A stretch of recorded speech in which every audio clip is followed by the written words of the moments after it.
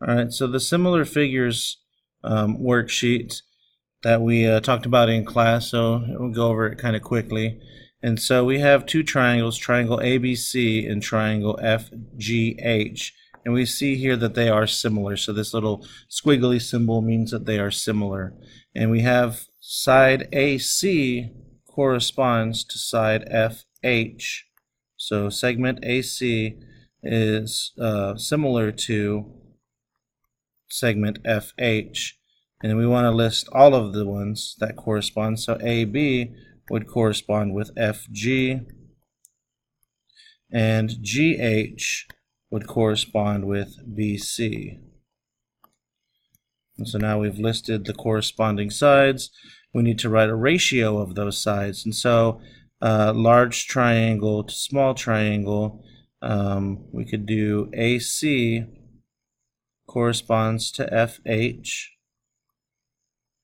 And since it's proportional, we can put an equal sign. And AB corresponds to FG, and GH on the large, no, BC on the large triangle corresponds to GH on the smaller triangle. Name the corresponding angle. So angle A would correspond with angle F. The measure of that angle is 60 degrees.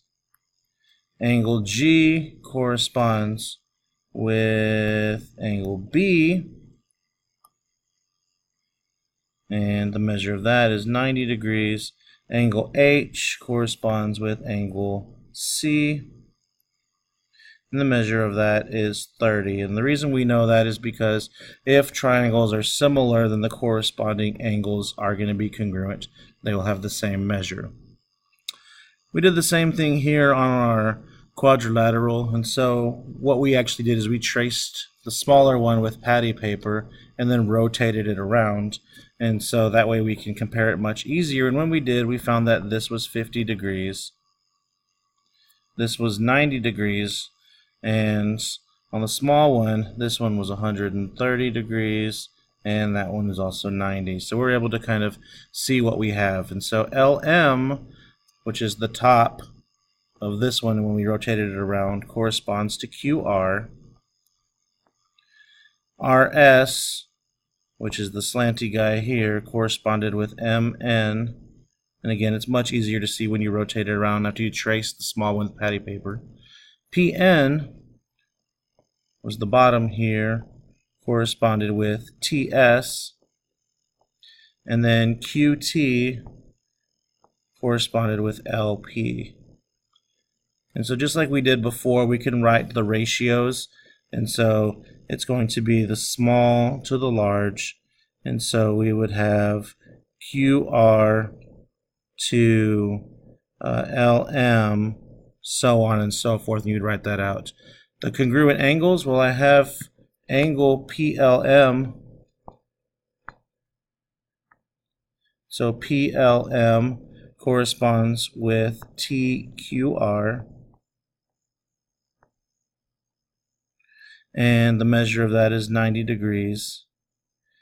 QRS, so that's going to start up here, go down that slanty guy, so it starts here. LMN, and that's 130 degrees, and so on. So you just continue on just like that. Then on the other side of the paper, we did, I'm pretty sure we did it in all classes, to figure out on the rectangles how they're similar. We just set up a proportion to the base to the height. For number 8, just use your patty paper, see which angles match. So if the angles are congruent, the triangles are similar. And then for the shark was 3.5 inches. And so what we did is we would notice we were comparing inches to feet. And so the shark being 3.5 inches, we don't know how many feet. And our scale tells us 2 inches equals 15 feet. So that gives us 2x equals 3.5 times 15.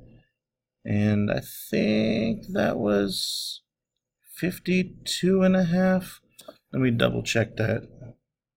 So yeah, 52.5, divide both sides by 2, and that gives me x, which is the measure of the shark in feet, is 26.25 feet. And then for the Florida map, you're going to do that exactly the same way. Just set up your proportion, use your scale, and you'll be able to get that one solved. So hopefully this one helped as well.